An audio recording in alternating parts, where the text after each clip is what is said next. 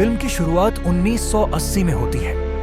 Danny Torrens और उसकी मां वेंडी ओवरलुक होटल की भयावह घटनाओं के बाद फ्लोरिडा में बस गए हैं। डैनी अब भी होटल के भूतों से परेशान है।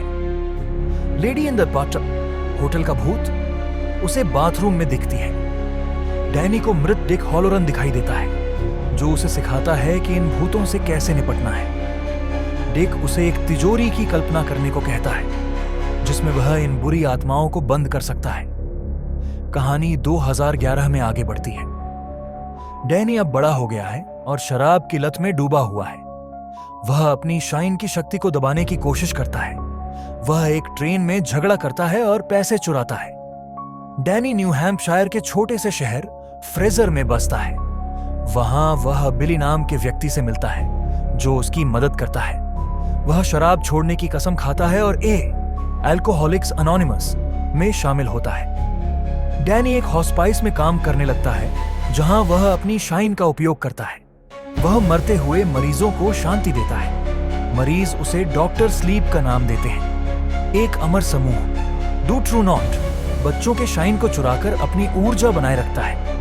उनका नेता रोज द हैट है। वे एक बच्चे ब्रैडली ट्रेवर को मारते हैं और उसकी शाइन चूसते हैं। रोज अपनी शक्ति का उपयोग करके दूर दूर तक शाइन का पता लगाती है। उसे अब्रा स्टोन की उपस्थिति महसूस होती है, जो एक बेहद शक्तिशाली शाइन रखती है।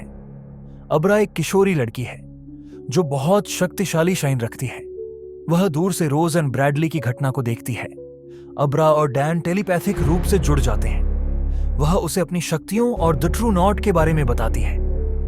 डैन अब्रा की मदद करने का फैसला करता है। वे एक जाल बनाते हैं। अब्रा खुद को ट्रू नॉट के सामने प्रकट करती है, जिससे वे उसे पकड़ने की कोशिश करते हैं। डैन और बिली द ट्रू नॉट के कई सदस्यों को मार देते हैं, लेकिन एंडी नाम की एक सदस्य बिली को मार देती है। डैन एंडी को गोली मार देता है। रोज द हैट को हराने के लिए वे ओवरलुक होटल जाते हैं। डैन होटल को जागृत करता है, जिससे वह अपनी प्रेत शक्तियों का उपयोग कर सके। डैन होटल के भूतों से सामना करता है, जिसमें उसके पिता जैक टॉरेंस की आत्मा भी शामिल है। जैक उसे शराब पीने का लालच देता है, लेकिन डैन मना कर देता है। डैन रोज को होटल के घोस्ट्स से घेरने की योजना बनाता है। होटल के भूत रोज को मार देते हैं, लेकिन वे डैन को भी घेर लेते हैं।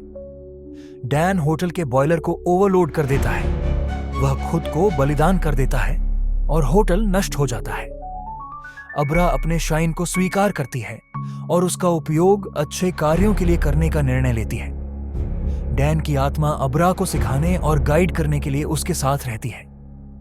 डॉक्टर स्लीप केवल हॉरर नहीं, बल्कि यह अतीत के डर से बाहर आने, नई शुरुआत करने और अपनी शक्तियों को स्वीकार करने की कहानी है।